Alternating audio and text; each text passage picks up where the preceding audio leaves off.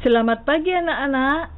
Kali ini kita bertemu dalam pembelajaran tema 4, subtema 3, PB1 untuk kelas 6. Adapun tujuan pembelajaran kita, yang pertama kalian mampu menulis informasi penting dari teks eksplanasi. Yang kedua, kalian mampu menyajikan informasi tentang peran Indonesia dalam berbagai bentuk kerjasama di bidang iptek dalam lingkup ASEAN. Yang ketiga, kalian mampu menjelaskan manfaat sumber alternatif energi listrik. Mari anak-anakku, kita memasuki pembelajaran kali ini. Bagaimana kita dapat bersaing di tingkat dunia tanpa meninggalkan kebudayaan lokal yang menjadi identitas bangsa Indonesia? Globalisasi adalah masa di mana arus informasi begitu cepat menyebar ke berbagai belahan dunia.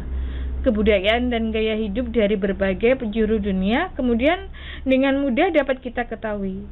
Kondisi tersebut akan memudahkan generasi Indonesia untuk meniru beragam kebudayaan asing tersebut.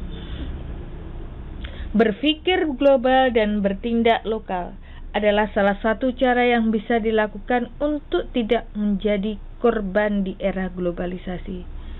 Semua bangsa Indonesia kita harus melestarikan sebagai bangsa Indonesia kita harus melestarikan nilai-nilai luhur budaya kita yang kemudian digunakan untuk dapat bersaing di tingkat dunia. Nah, di sini Ibu memiliki sebuah teks bacaan eksplanasi yang berjudul Indonesia luncurkan program Akademi Energi Surya pertama di Asia Tenggara. Dari teks bacaan ini dapat kita ambil sebuah topik masalah yang terletak pada paragraf 1, yaitu peluncuran Solar Academy pertama di Asia Tenggara oleh Departemen Teknik Elektro Fakultas Teknik Universitas Indonesia. Nah, sedangkan pada paragraf kedua, yaitu deret penjelasnya, sel surya itu merupakan lempengan tipis yang berbahan silikon yang mampu mengubah cahaya matahari menjadi listrik. Lempengan sel surya yang telah diberi muatan positif dan negatif dapat menghasilkan listrik jika terkena cahaya. Karena pembuatan lempengan silikon cukup tinggi, membuat penggunaan sel surya masih kecil seperti pada peralatan elektronik atau sebagai sumber listrik di daerah yang belum dijangkau jaringan listrik. Kesimpulan yang ada pada bacaan ini yaitu pendirian Akademi Surya oleh UI diharapkan dapat menjawab masalah krisis energi akibat kebutuhan energi di era globalisasi yang semakin besar.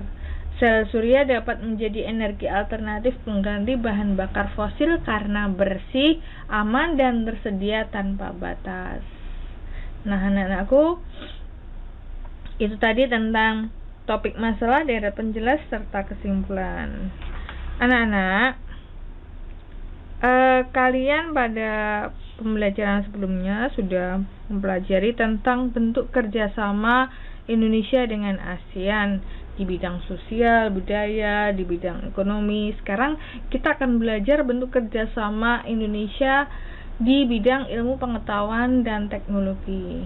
Bentuk kerjasamanya yaitu pembentukan ASEAN COS atau ASEAN Committee on Science and Technology. Kemudian mendirikan organisasi SEAMEO. Kemudian mengadakan pertemuan ASEAN SCIRP. Lalu memajukan ilmu pengetahuan dan teknologi ASEAN. Sedangkan peran Indonesia dalam hubungan kerjasama dengan negara ASEAN yaitu berperan dalam pembentukan ASEAN COS, jadi memiliki peran membentuk juga. Kemudian menjadi anggota yang aktif dalam organisasi SEAMEO, menjadi tuan rumah pertemuan SCIRP, bersedia berbagi fasilitas antar negara anggota untuk pengembangan iptek, mendirikan Solar Academy pertama di Asia Tenggara untuk pendidikan dan pelatihan tenaga surya, melakukan pertukaran pelajar. Itu bentuk kerjasama dan peran Indonesia di bidang ilmu pengetahuan dalam lingkup ASEAN. Anak-anak, di era globalisasi ini semakin banyak teknologi canggih yang ditemukan ditemukan dan hampir seluruh penemuan tersebut menggunakan energi, khususnya listrik. Namun akhir-akhir ini pasokan listrik semakin berkurang akibat semakin menipisnya sumber energi yang memproduksi listrik seperti minyak bumi, gas, batu bara, dan panas bumi. Salah satu cara yang dapat kita lakukan adalah mencari sumber energi alternatif yang bersih, aman, dan bebas polusi serta selalu tersedia tanpa batas. Salah satu bentuk energi alternatif tersebut adalah sel surya. Kamu telah membaca sedikit tentang informasi tadi tentang sel surya. Sekarang kalian akan mengamati cara kerja panel surya tenaga surya berikut ini. Nah, di sini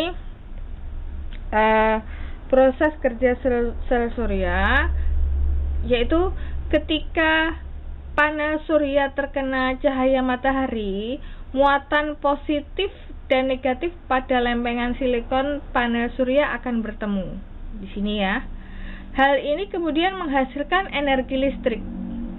Listrik dari panel surya akan mengalir menuju electric control system. Nah, di sini akan menuju ke box electric control system. Di dalam electric control system terdapat komponen berupa controller, baterai, dan inverter. Awalnya listrik yang menuju electric control system akan masuk ke controller untuk diatur tegangannya. Controller ini juga berfungsi untuk memutus arus listrik ketika baterai sudah penuh. Setelah dari controller, listrik kemudian disimpan pada baterai. Nah, ketika digunakan, listrik pada baterai akan mengalir dahulu ke inverter.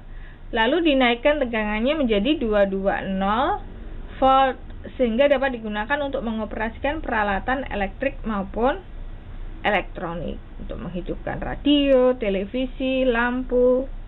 Nah, jadi sungguh berguna sekali jika kita bisa memanfaatkan sinar matahari menjadi energi listrik.